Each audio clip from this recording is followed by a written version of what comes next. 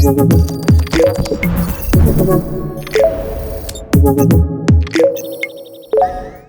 do të shpjegojmë se si mund të përdorim disa sensorë dhe t'i lidhim ato me një sistem të vetëm sigurie.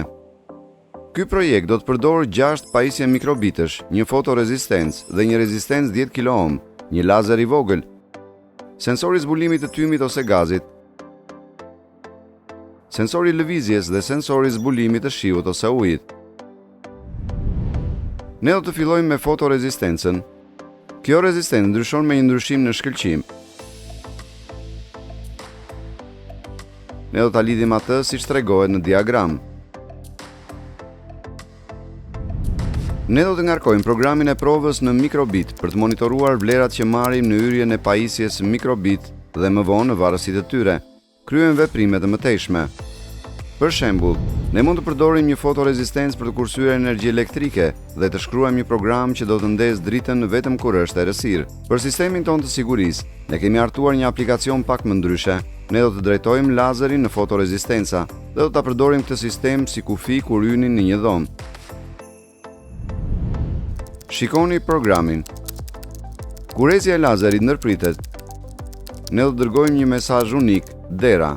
Kjo do të thotë që dikush ka hyrë në dhomë. Një tjetër sensor i shkëlqyeshëm që mund të na mbrojë nga vizitorët e padëshiruar është një sensor pasiv me rreze infratë-kuqe ose PIR. Ai ka 2 potenciometra në pjesën e pasme. Njëri përcakton se sa i ndjeshëm do të jetë, domethënë në cilën largësi mund të zbulojë lëvizjen, dhe tjetri përcakton se sa do të zgjasë sinjali në dalje kur dikush lëviz afër tij. Ajo që është e mrekullueshme për këtë sensor është që diapazoni i tij mund të jetë deri në 7 metra.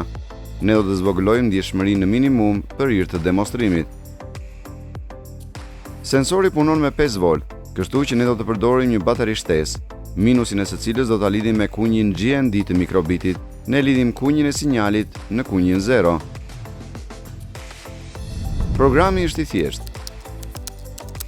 Kur sensori zbulon lëvizjen, ai do të dërgojë një mesazh lëvizje përmes radios.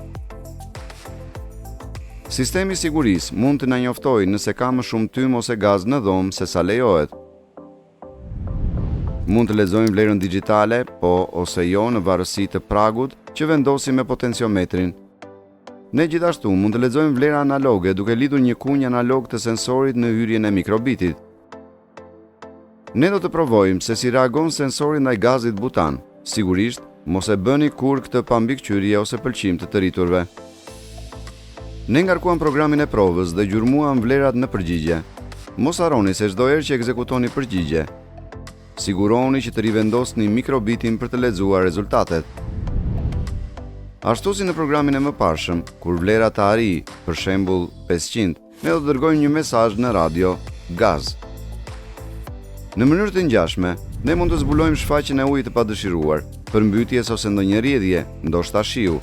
Ky sensor operon me tensione nga 3.3 në 5 volt, kështu që ne nuk përdorëm energji shtesë. Krahasuar me sensorët e mëparshëm, sensori zbulimit të ujit ka logjikën e kundërt. Kur nuk ka ujë në dalje, ajo jep një njësi logjike kur shfaqet uji, një zero logjike. Pjesa e kontrollit këtij sensori është e veçantë dhe gjithashtu mund të përdorni potenciometrin për të vendosur vlerën kufitare në të cilën duhet të reagojë. Ne do të lidhim sensorin me kunjin 2, për shembull. Le të shohim këtë program. Nëse zbuloni ujë, logjika 0 shfaqet në kunjin 2 dhe përcillet mesazhi ujë. Le të kombinojmë të gjitha sensorë në një sistem të vetëm. Ne do të shkruajmë një program. Le ta quajmë atë mikrobiti kontrollit.